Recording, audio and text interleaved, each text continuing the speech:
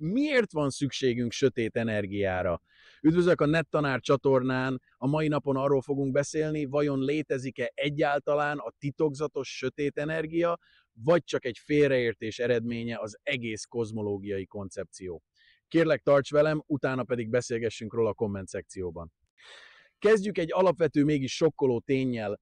A világegyetem tágulása gyorsul. Ez a felismerés valójában olyasmi, mintha kidobnánk egy almát az ablakon, és azt látnánk, hogy nemhogy esik, de egyre gyorsabban repül felfelé.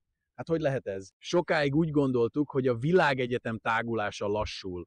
Ez logikusnak tűnt. A galaxisokat vonzza egymáshoz a gravitáció, így idővel egyre lassabban kellene távolodniuk egymástól. Olyasmi ez, mint amikor feldobsz egy kavicsot. A gravitáció előbb-utóbb megállítja, majd visszahúzza. A 20. század végig a tudósok többsége is ebben hitt. Aztán jött a hideg zuhany.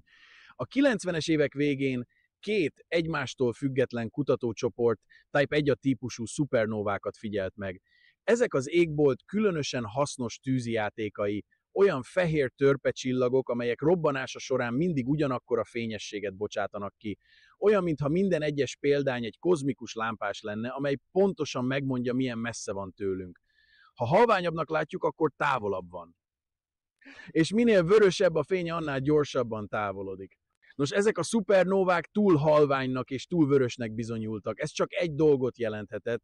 A világegyetem nem csak tágul, hanem egyre gyorsabban tágul. Ez a felismerés annyira meglepő volt, hogy a felfedezésért járó Nobel-díjat 1999-ben már meg is kapták az érintettek. De mitől gyorsul a tágulás? A válasz sötét energia. Vagyis valami ismeretlen, láthatatlan, mérhetetlen, de annál következetesebb dolog, ami nem húzza össze a világegyetemet, hanem épp ellenkezőleg tolja szét. Mintha a gravitáció helyett lenne egy másik láthatatlan kéz, ami nem lefelé, hanem kifelé húz. Einstein annak idején bevezetett egy kiegészítést az általános relativitás elméletéhez, a kozmológiai állandót, amit később maga is legnagyobb tévedésének nevezett. A sors iróniája, hogy pont ez a kiegészítés tért vissza, hogy megmagyarázza a gyorsulást. Úgy tűnt, Einstein mégis előbb járt egy lépéssel, csak épp rosszkor tette meg. A sötét energiát ma úgy képzeljük el, mint a vákuum energiáját. Egyfajta láthatatlan motor, amely kitölti az üres teret, és nyomást gyakorol az egész világegyetemre. Ennek a nyomásnak az iránya nem befelé hat, mint a gravitációé, hanem kifelé, így szétfeszíti a teret. Ez pedig magyarázatot ad a megfigyelésekre. Vagy legalábbis ezt hittük egészen mostanáig. Mert lehet, hogy tévedtünk. Lehet, hogy a sötét energia nem is létezik, csak rosszul értelmeztük a szupernovák üzenetét, és ha így van, akkor egy teljes korszak kozmológiája, a Lambda CDM modell, amely a sötét energiát a középpontba helyezte, az alapjaitól újragondolásra szorul. De akkor hogyan magyarázzuk meg a gyorsulást? Valóban gyorsulás történik, vagy csak úgy tűnik? És mi van akkor, ha a probléma nem az energiával van, hanem az idővel? Erre ad választ az időtájkép modell, és hogy mi ez pontosan? Na, az a következő fejezet témája lesz. Hogyan mértük meg, hogy gyorsul a világegyetem? Képzeld el, hogy egy futóverseny célvonalánál állsz, és figyeled, ahogy a versenyzők sorban beérkeznek. De van egy trükk. Csak azt látod, milyen gyorsan mozognak, és milyen fáradtnak tűnnek, azt viszont nem tudod, honnan indultak, és mennyi ideje futnak. Ha elég sok futót megfigyelsz, kikövetkeztetheted, hogy ki milyen hosszú távot tett meg, mennyire gyorsult, és vajon mennyi ideje fut. Pontosan ezt csinálják a csillagászok, csak futók helyett szupernovákat figyelnek. Ezek a csillagrobbanások ugyanis kozmikus időjelzőként viselkednek. De hogyan? A szupernova, amiről szó van, nem akármilyen robbanás, az úgynevezett Type 1 típusú szupernovák olyan fehér törpecsillagok, amelyek pontosan ugyanannyi fényt bocsátanak ki, amikor felrobbannak, mint egy szabványos zseblámpa, amit elhelyezel különböző távolságokra. Ha tudod, milyen fényesnek kellene lennie, és látod, milyen fényesnek látszik, azonnal kiszámolhatod, milyen messze van. De nem csak a fényesség számít, hanem a fény színe is, ugyanis a világegyetem tágulása meghúzza a fény hullámhosszát, és ettől az vörösesebbé válik. Ezt nevezzük vörös eltolódásnak. A vörösebb fény tehát azt jelzi, a forrás távolodik tőlünk, és minél vörösebb, annál gyorsabban. Ha tehát sok szupernóvát megfigyelünk, és mindegyiknél tudjuk, milyen messze van, illetve mennyire vörös a fénye, akkor kirajzolódik előttünk a világegyetem tágulásának története. Mint amikor sok versenyző mozgását összevetve következtetünk a verseny dinamikájára. A 90-es évek nagy szupernova térképezései, például a High Z Supernova Search Team és a Supernova Cosmology Project pontosan ezt tették. Megfigyelték a robbanásokat, kiszámolták a távolságokat, megmérték a vörös eltolódást és elképettek. Mert a számok nem azt mutatták, amit vártak. A galaxisok nem lassítottak a távolodásban, hanem épp ellenkezőleg egyre gyorsabban távolodtak egymástól, mintha valaki gázt adott volna a kozmikus járművön. Ez volt az a pillanat, amikor a fizikusok kénytelenek voltak elővenni a régi poros kozmológiai állandót és feltételezni valami új, ismeretlen energiát, a sötét energiát. Fontos azonban megérteni, hogy mi valójában nem a gyorsulást mértük meg közvetlenül, hanem annak hatását a fényre. A vörös eltolódás és a fényesség adataiból következtettünk a tágulás történetére. Ez egy közvetett mérés. Mint amikor nem látod, hogy egy autó gyorsít, csak az, hogy a hangja mélyebb lett és egyre halkabban hallod, ebből sejted, hogy gyorsan távolodik. Ez a közvetett jelleg az, ami miatt néhány tudós azóta is kételkedik. Mi van, ha a vörös eltolódás nem csak a tágulás gyorsulásából ered? Mi van, ha valami más is torzítja a fényt? Például az, hogy a világegyetem nem olyan homogén és egyforma, mint ahogy a modellek feltételezik. A hivatalos kozmológiai modell, amit Lambda CDM-nek nevezünk, abból indul ki, hogy az anyag az univerzumban nagy léptékben egyenletesen oszlik el, mintha egy végtelenül sima tejbegrízt néznénk. Ez alapján számoljuk ki, hogyan tágul a téridő. Csak hogy a valóságban ez a tejbegríz tele van csomókkal, galaxisokkal, galaxishalmazokkal és óriási üres terek, úgynevezett kozmikus vákuumok hálójával. És itt lép be a képbe az időtájkép modell, amely azt állítja, ez a kozmikus csomósság nem csak a fényt torzítja, hanem magát az idő múlását is. És ha így van, akkor lehet, hogy csak úgy tűnik, hogy a világegyetem gyorsulva tágul, valójában csak különböző ütemű órákat hasonlítunk össze. De vajon mennyire lehet komolyan venni ezt az állítást? Létezhet egy olyan világ, ahol az idő nem csak máshogy érződik, hanem valóban máshogy is telik. Erről szól a következő fejezet. Mi a baj a Lambda CDM modellel? Ha valaki majd egyetemi előadáson felrajzolja a táblára a Lambda CDM modellt, a legtöbben bólogatnak. Ez a modell a modern kozmológia központi pillére, olyan alapvetés, mint a gravitáció vagy a relativitás. De ez nem jelenti azt, hogy tévedhetetlen. Sőt, egyre több repedés látszik a tökéletesre csiszolt felszínen. Először is nézzük, mi ez a Lambda CDM. A lambda Einstein híres, majd később megbánt kozmológiai állandóját jelöli, amit ma úgy értelmezünk, mint a sötét energia egyik lehetséges megjelenését, egyfajta vákuumnyomást, ami gyorsítja a világegyetem tágulását. A CDM pedig a hideg sötét anyagra utal, ami láthatatlanul, de gravitációsan uralja az univerzum tömegének jelentős részét. Ez a modell feltételezi, hogy a világegyetem nagy léptékben homogén és izotróp, azaz minden irányban egyforma, mint egy tökéletesen sima leves, ahol nincs különbség sem időben, sem térben. Ez a feltételezés kényelmes, mert így az egyenletek sokkal könnyebbek. Az általános relativitás elmélete is támogatja ezt a leegyszerűsítést, és ebből születik meg a híres Friedman egyenlet, ami megmondja, hogyan változik a világegyetem mérete az időben. Csak hogy ez a sima leves elmélet, bármilyen praktikus is, egyszerűen nem igaz a valóságra. A világegyetem nem homogén. Közel sem. Galaxisok, galaxiscsoportok, szálak, üregek, örvénylő szerkezek alkotják ezt a gigantikus hálót, amit kozmikus pókhálóként is emlegetünk. Ez olyan, mintha a levesben felfedeznénk, hogy tele van galuskával, és mégis úgy csinálnánk, mintha ez nem számítana. A Lambda CDM modell pontos, ha az univerzumot nagyon távolról nézzük, és az összes galuskát átlagoljuk. Olyan ez, mintha egy légtérképen átlag hőmérsékletet néznél, és nem érdekelne, hogy közben valahol éppen hurrikán tombol.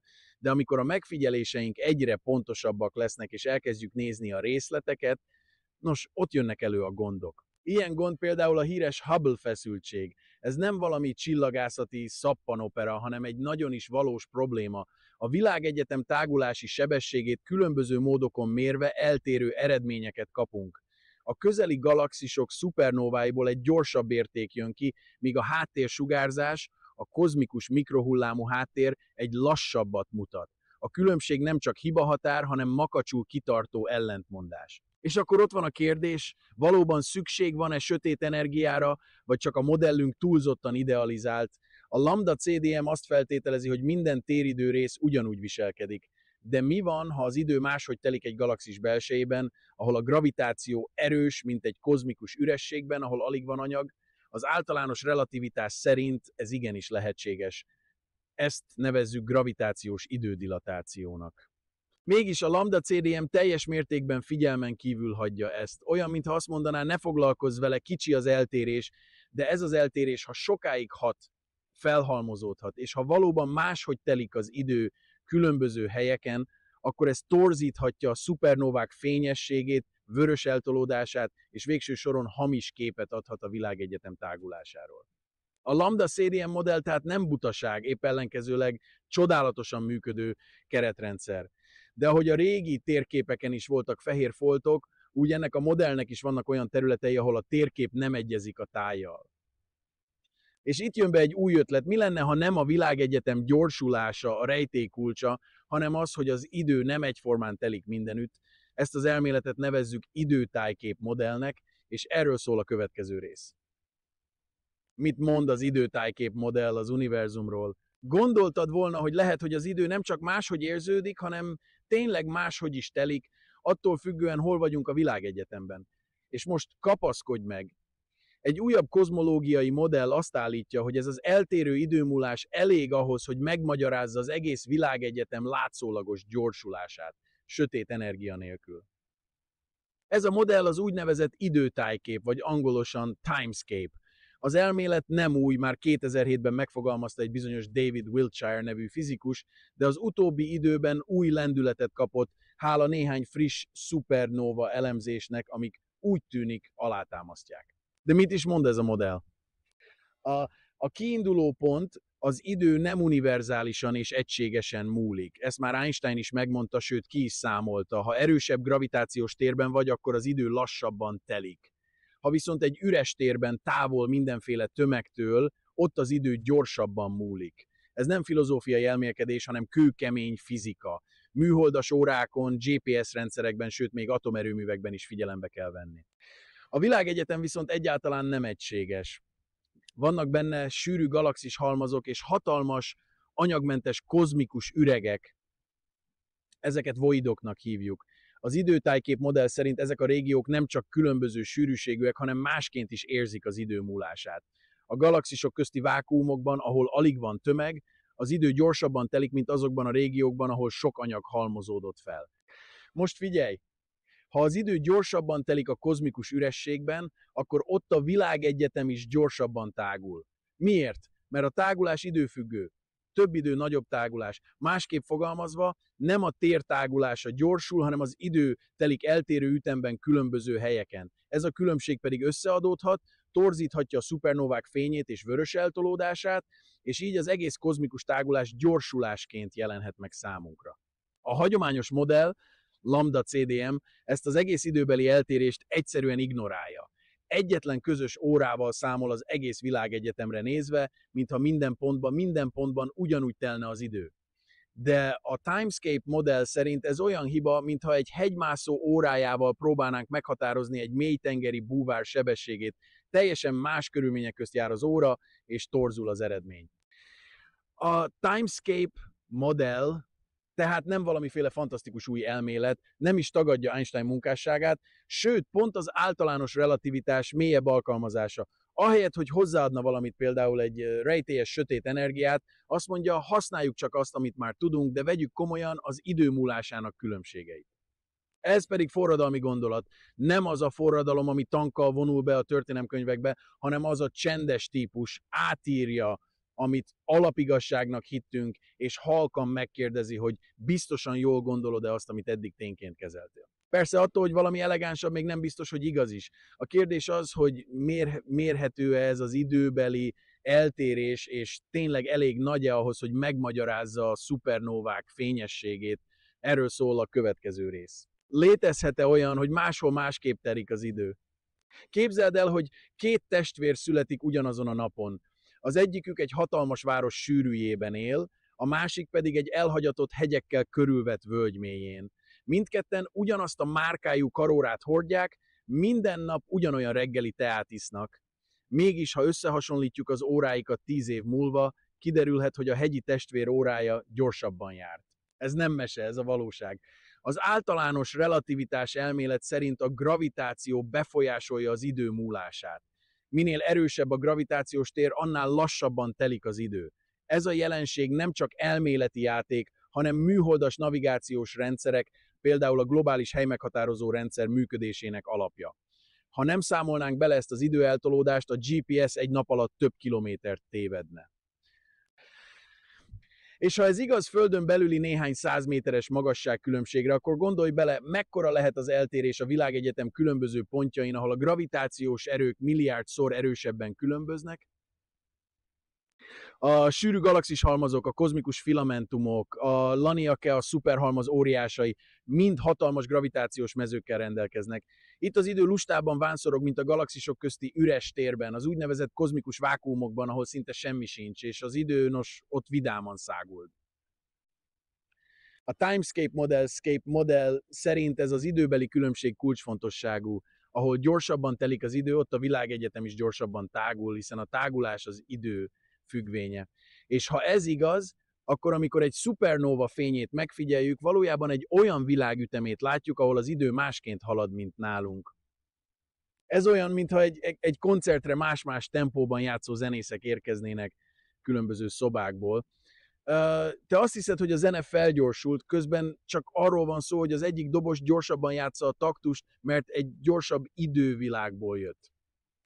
Persze felmerül a kérdés, mekkora lehet ez az időeltérés, elég jelentős ahhoz, hogy magyarázatot adjon a megfigyelt vörös eltolódásokra, vannak akik szerint igen, az időtájkép modell hívei azt állítják, hogy akár több milliárd évnyi különbség is lehet a világegyetem gyorsabb és lassabb régiói között. Más kutatók viszont ezt erős túlzásnak tartják. Ethan Siegel például azt írta, hogy az időeltérés reálisan csak néhány 100, esetleg 1000 év lehet, ami messze nem elég ahhoz, hogy egy sötét, energia nélküli világegyetemet elmagyarázzon. Ez az eltérés annyira csekély, hogy semmiképp nem lenne elegendő a szupernóvák fényességének torzít, legalábbis a jelenlegi mérések szerint. De vajon biztosan ismerjük ezeknek a régióknak a tömegét, struktúráját, pontos gravitációs potenciáját? Lehetséges, hogy a számításaink alábecsülik a valódi különbségeket? A tudomány válasza az, amit mindig további adatokra van szükség. A következő lépés tehát az, hogy összevetjük az időtájkép modell előrejelzéseit a szupernóva robbanások legújabb megfigyeléseivel, különösen azokkal, amelyeket a Pantheon Plus adatbázisban rögzítettek. És hogy ez az összevetés mit mutat, erre térünk ki a következő részben. Milyen hatása van az időtorzulásnak a világegyetem tágulására? Képzeld el, hogy egy csiga és egy nyúl ugyanazon az úton haladnak. A nyúl gyorsabban teszi meg az utat, a csiga lassabban. Most képzeld el, hogy ez az út maga a világegyetem, és a nyúl és a csiga nem más, mint két különböző téridőrégió, ahol az idő eltérő ütemben halad. A nyúl, azaz a gyorsabb időfolyású vákuumrégió többet tágul ugyanannyi saját ideje alatt, mint a csiga, azaz egy sűrű galaxishalmaz. A Timescape modell lényege épp ez, az idő múlásának eltérései maguk is tágulási különbségeket hoznak létre. Tehát nem arról van szó, hogy a világegyetem mindenhol egyformán gyorsulna, sokkal inkább arról, hogy a különböző régiók más-más belső órával mérik saját tágulásukat. Ez a finom különbség azonban, ha milliárd évek alatt halmozódik, mérhető hatást gyakorolhat a fényre, amely ezekből a régiókból hozzánk érkezik. De mit jelent ez a gyakorlatban? A szupernóvák fényét több milliárd év alatt éri el a Földet. Ez alatt a fény fotonjai áthaladnak kozmikus vákuumokon, majd sűrűbb galaxis csoportokon, és mindeközben nyúlnak, torzulnak. Ezt nevezzük vörös eltolódásnak. A hagyományos magyarázat szerint ez azért van, mert a világegyetem egészen gyorsabban tágul, mint korábban.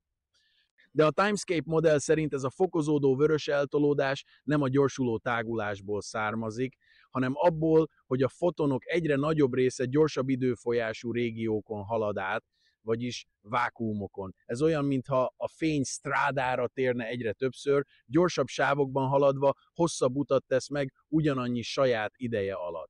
A végén a fény nyújtottabbnak tűnik, és ezt mi úgy értelmezzük, mintha maga az univerzum tágult volna felgyorsulva. Egy másik következmény, hogy minél későbbi korszakból származik a szupernóva, annál valószínűbb, hogy a fény több vákuumon keresztül utazott. Ezért az újabb szupernóvák fényében még erősebben jelentkezik ez a hatás. Pontosan úgy, ahogy azt a sötét energia is előrejelezné.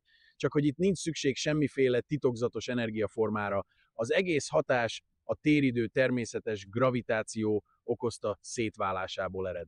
Ez tehát egy alternatív magyarázat, amelynek minden eleme ismert fizikai törvényeken alapul, különösen Einstein általános relativitás elméletén.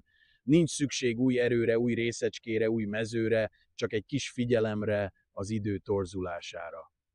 Fontos azonban egy apróság, ez a modell nem állítja, hogy az univerzum nem tágul, csak azt, hogy nem feltétlenül gyorsul, és amit mi gyorsulásként érzékelünk, az talán egyfajta optikai illúzió, az idő egyenetlen ütemének következménye. És hogy ez csak szép elmélet, vagy a valóság is alátámasztja. A válasz a mérésekben rejlik. Jöjjön hát a következő fejezet, ahol megnézzük, mit mondanak a legnagyobb szupernóva felmérések az időtájkép modellről. A szupernóvák és az idősíkok mit árulnak el? A tudomány nem mese, hanem mérés. Akármilyen elegáns egy elmélet, ha nem egyezik a tapasztalatokkal, repül a kukába. Az időtájkép modell sem kivétel. A kérdés tehát ez, hogyan teljesít az időtájkép a valóság próbáján, amikor összevetjük a legfrissebb szupernóva adatokkal. A válasz meglepően jól. A közelmúltban egy új elemzés látott napvilágot, amely a Pantheon Plus nevű gigászi szupernóva gyűjteményt használta. Ez jelenleg a legnagyobb és legpontosabb adatbázis, több mint 1000 szupernóva fényességi és vörös eltolódási adataival. A kutatócsoport Antonia Seifert és csapata a Canterbury Egyetemről az időtájkép modellt vetette össze a hagyományos lambda CDM modellel. És mit találtak? Azt, hogy az időtájkép nem csak, hogy nem rosszabb, de több esetben jobban illeszkedik az adatokhoz, mint a sötét energiával dolgozó standard modell. Hogyan lehet ezt bemutatni? Bayes faktorral. Ez egy matematikai eszköz, amivel azt mérjük, hogy két modell közül melyik magyarázza jobban az adatokat. Ha az érték az időtájkép felé billen, az azt jelenti, több eséllyel igaz. A grafikonon, amit publikáltak, az X-tengelyen azt látjuk, milyen messzi szupernóvákat használtak az összevetéshez. A bal oldalon szerepelnek a közeli, a jobb oldalon a távoliak, és itt jön a fordulat, a közeli szupernóvák esetében az időtájkép látványosan jobban illeszkedik az adatokhoz, mint a lambda CDM, minél közelebbi a robbanás, annál nagyobb az időtájkép előnye. Ez összhangban van a modell jóslataival, a közeli univerzum sokkal rücskösebb, több benne az anyagsűrűségváltozás, így az időtorzulás hatásai is erősebbek. Távolabb viszont, ahol a sok kis különbség átlagolódik, az időtájkép és a lambda CDM eredményei hasonlóak lesznek. Ez fontos, mert ha az időtájkép egyszerű matematikai trükk lenne, akkor csak véletlenszerűen illene rá jobban az adatokra, de ez nem így van.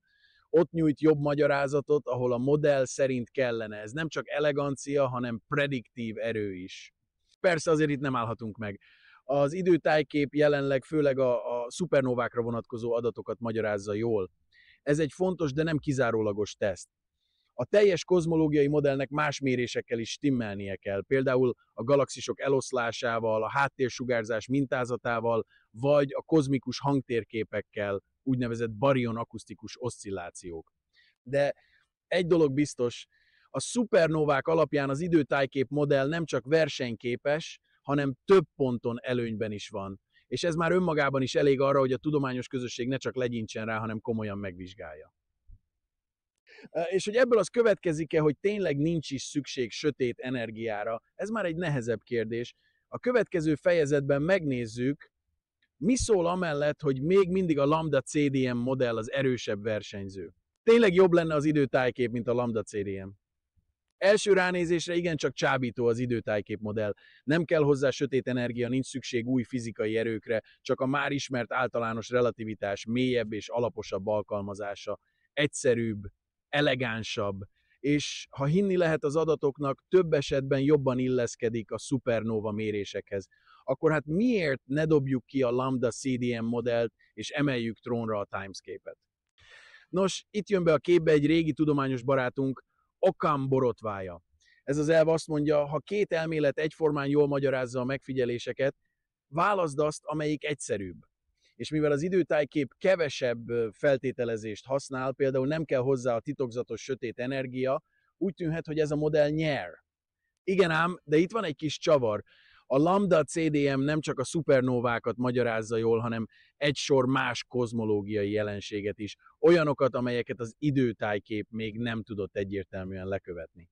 Vegyünk például a barion akusztikus oszcillációkat, ezek a korai világegyetem hanghullámai, amelyek később gyűrűszerű mintázatként fagyasztódtak bele a galaxisok elrendezésébe. A gyűrűk mérete pontosan mérhető és független módon támasztja alá a gyorsuló tágulást. Az időtájkép modellnek ezzel is dűlőre kellene jutnia, de egyelőre még nem láttunk teljes körű meggyőző illeszkedést. Ugyanez a helyzet a kozmikus háttérsugárzás mintázataival is. Ez a ősrobbanás utáni utófény egyfajta időgép, amely visszamutat a világegyetem legelső pillanataiba. A lambda CDM képes hihetetlen pontossággal modellezni ezeket a mintázatokat, és ha ehhez a sötét energiát kivennénk a képletből, az egész modell borulna. Az időtájképnek itt is sok a dolga, hogy alternatív magyarázat találjon elő. És van még egy gond, az időbeli eltérések mértéke. Az időtájkép modell szerint a vákuumrégiók és a sűrűbb galaxis halmazok között akár milliárd éves időkülönbségek is kialakulhatnak. Ez kell ahhoz, hogy a modell megfelelően torzítsa a fényt és kiváltsa a látszólagos gyorsulást. Csak hogy sok fizikus szerint ez túl sok. Például Ethan Seigel, a népszerű asztrofizikus azt mondja, a valós eltérés inkább csak néhány száz vagy ezer év lehet. Ez pedig messze nem elég egy teljes kozmológiai átértelmezéshez. És ne feledjük azt sem, a lambda CDM már rengeteg sikeres teszten túl van. Igen, van benne néhány repedés, például a Hubble feszültség vagy a sötét energia természetének kérdése, de ez még nem elég, hogy lecseréljük. Ahogy a geocentrikus világnézetet sem vetették el egyből, csak amikor a heliocentrikus modell minden fronton jobban teljesített. Egyelőre tehát az időtájkép ígéretes alternatíva, de nem teljes értékű helyettesítő. Olyan, mint egy forradalmi prototípus autó, elképesztően izgalmas, de még nem tudod vele letenni a műszakit. A tudomány nem dönt hirtelen, még akkor sem, ha néha ez fájdalmasan konzervatívnak tűnik, de pontosan ez az óvatosság az, ami megvédi a fizikai világképünket attól, hogy divatok és ötletek forgószele szétfújja, mint egy könnyű papírlapot. Szóval tetszetős, érdekes, de még nem meggyőző. De akkor miért tartja magát ennyire a lambda CDM modell? Mi az, amit még mindig tud, és amit senki más nem képes ilyen jól megmagyarázni? Erről lesz szó a következő fejezetben. Mi szól mégis a sötét energia mellett? Néha egy elmélet nem azért marad fenn, mert tökéletes, hanem mert jobban működik, mint bármi más. Ilyen a lambda CDM modell is. Bár az időtájkép modell elegáns, ígéretes és sok szempontból lenyűgöző, a jó öreg lambda CDM még mindig tartja magát, mint egy öreg, kopott, de megbízható hajó a vihartól korbácsolt tengeren.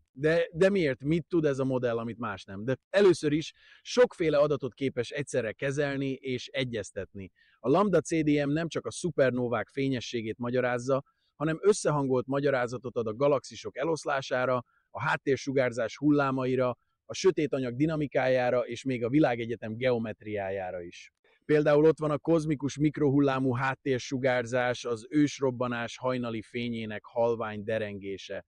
Ennek az apró ingadozásait a lambda CDM olyan pontosan modellezi, hogy még a Planck űrszonda is elismerően bólintott. Az időtájkép egyelőre nem mutatott olyan predikciókat, amelyek ezt a pontosságot elérnék, legalábbis még nem. Aztán ott vannak a barion akusztikus oszcillációk, vagyis azok a kozmikus gyűrűk, amik az ősrobbanás utáni hanghullámokból maradtak fenn. Ezek mintázatai a galaxisok térbeli eloszlásában felfedezhetők, és kiválóan illeszkednek a lambda CDM előrejelzéseihez. Ezek a gyűrűk egy teljesen független módszert kínálnak a tágulás mérésére, és ők is a gyorsulás tényét erősítik meg. És akkor ott van a világegyetem geometriája. Megfigyelések szerint a téridő nagy léptékben rendkívül lapos. Márpedig egy ilyen kozmikus szintű sík világegyetemhez a gravitációs egyensúly szerint pontosan akkora mennyiségű sötét energia kell, amennyit a lambda CDM előír. Ha kivennénk ezt a tényezőt, az egész geometriás modell összedőlne, mint egy háromlábú szék, amiből kihúztad az egyiket. Ráadásul, bár még mindig nem tudjuk, mi valójában a sötét energia, azért vannak elképzelések. A legnépszerűbb, hogy maga a vákuum, a tér üres állapota nem is igazán üres, hanem lüktet és pezzseg kvantumfluktuációktól. Ez az energia jelen lehet mindenhol egyenletesen, és ez a tulajdonság pont olyan, mint amit a kozmológiai állandó leír. És ne feledjük, a Lambda CDM modell sikerrel vizsgázott a legkeményebb teszteken is, például a galaxisok kialakulásának modellezésében.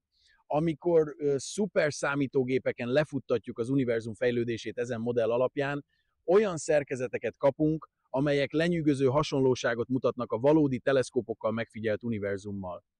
Mintha a modellt nem is mi találtuk volna ki, hanem maga a kozmosz. Ezzel szemben az időtájkép egyelőre főként csak egyetlen területen, a szupernovák fényességében mutat előnyt. És bár ez fontos, még nem elég ahhoz, hogy trónfosztást hajtsunk végre. A tudomány nem forradalmakból, hanem felhalmozódó bizonyítékokból él. A Lambda CDM tehát még mindig az univerzum legjobb forgatókönyve, és bár vannak benne sötét foltok szó szerint és átvitt értelemben is, egyelőre nincs jobb nála, ami minden fronton bizonyítani tudna. De épp ettől szép a tudomány, az ellentmondásokat nem elnyomni kell, hanem kutatni, mert lehet, hogy a megoldás valahol a kettő között van, vagy teljesen máshol, ahová még senki nem nézett. És hogy mit tanulhatunk ebből az egész vitából, erről szól a következő zárófejezet. Mit tanulhatunk ebből az egész vitából? Néha a legfontosabb kérdés nem az, hogy mi az igazság, hanem hogy hogyan keressük azt. A sötét energia és az időtájkép vitája épp erről szól. Két világkép csap össze. Az egyik stabil, kipróbált, és minden bizonnyal részben igaz, a másik új, merész, és a meglévő törvényeket más szemszögből értelmezi. És ami a legszebb, mindkettő ugyanabból a forrásból táplálkozik, a kíváncsiságból.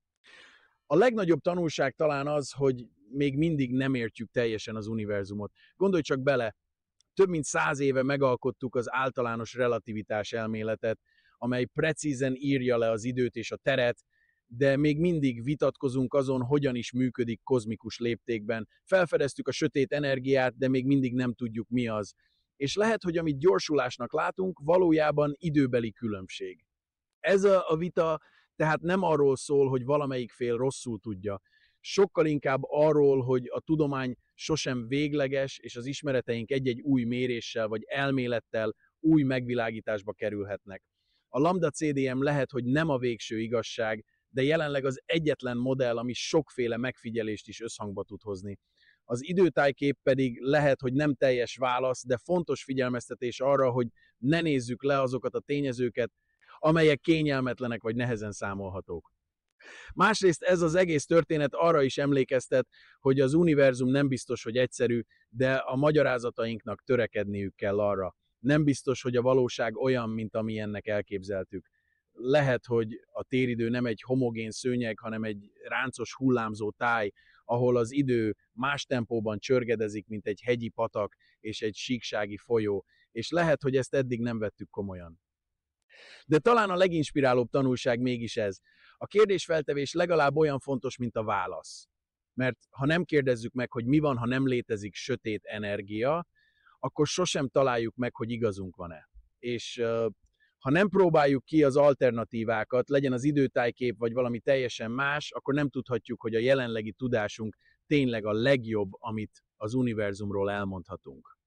A tudomány nem a biztos válaszok művészete, hanem a kétségek művészete. És ebben a művészetben a kíváncsiság az ecset, az adatok a vászon, és az elméletek, nos, azok a vázlatok, amiket újra és újra átrajzolunk. Szóval legközelebb, amikor az égboltra nézel, és azon töprengsz, mi mozgatja a galaxisokat, ne feledd, talán nem valami titokzatos erő húzza őket, hanem maga az idő viselkedik másként, mint hittük.